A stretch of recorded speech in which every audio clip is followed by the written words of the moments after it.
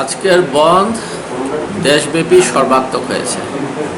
সংযুক্ত কিষাণ মোর্চার আহ্বানে এবং দেশের সমস্ত কেন্দ্রীয় ট্রেড ইউনিয়নগুলো, আমাদের দেশের ছাত্র, যুব, মহিলা সহ বিভিন্ন অংশের সংগঠন যারা দেশকে ভালোবাসেন, গণতন্ত্রের প্রতি যাদের শ্রদ্ধা আছে, তারা সকলেই এই ধর্মঘটকে সমর্থন জানিয়েছিলেন।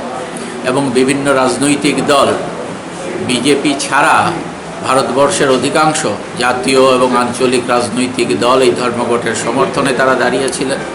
এবং আমরা এখন পর্যন্ত সারা দেশের যা খবরাখবর লক্ষ্য করছি যে জনগণ স্বতঃস্ফূর্তভাবে এই ধর্মঘটে সাড়া দিয়েছেন।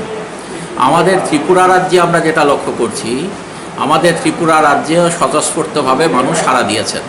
সারা রাজ্যের বিভিন্ন বাজারগুলোর খবর আমরা এখন পর্যন্ত যা সংগ্রহ করতে পেরেছি, বাজারে যারা বিক্রেতা তারা আজকে বাজারে তার কাঁচা মাল নিয়ে আসেননি। বাজারগুলোতে অধিকাংশ বাজারে তারা কাঁচা মাল নিয়ে আসেননি। সকালে পুরোটা স্তব্ধ ছিল। সকালবেলা মানুষ উঠে দেখেছেন গোটা ত্রিপুরা রাজ্য স্তব্ধ। এতে বিজেপি দারুণভাবে শঙ্কিত হয়ে পড়ে এবং শঙ্কিত হয়ে জোর জবরদস্তি করে কোথাও কোথাও কিছু দোকানপাট তারা খোলার চেষ্টা করেছে। আর পরিবহনের ক্ষেত্রে একই অবস্থা। আমাদের যারা সমর্থক আছেন, দরদি আছেন, তাদেরকে জবরদস্তি নিয়ে যাওয়া হয়েছে।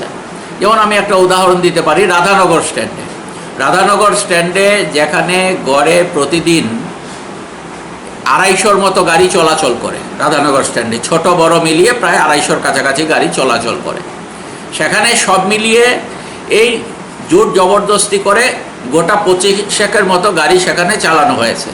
যারা গাড়ি চালিয়েছেন তারা প্যাসেঞ্জার পাননি, কারণ যাত্রীরা সেখানে গাড়িতে আজকে উঠেননি। এই 2-4 জন যাত্রী গাড়িতে উঠেছেন। তো স্বাভাবিক কারণে গাড়ি তারা পয়সা বানিয়ে চম্পকনগর, আগরতলা থেকে চম্পকনগর গিয়েছিলেন একজন শ্রমিক, বাধ্য করা হয়েছিল তাকে।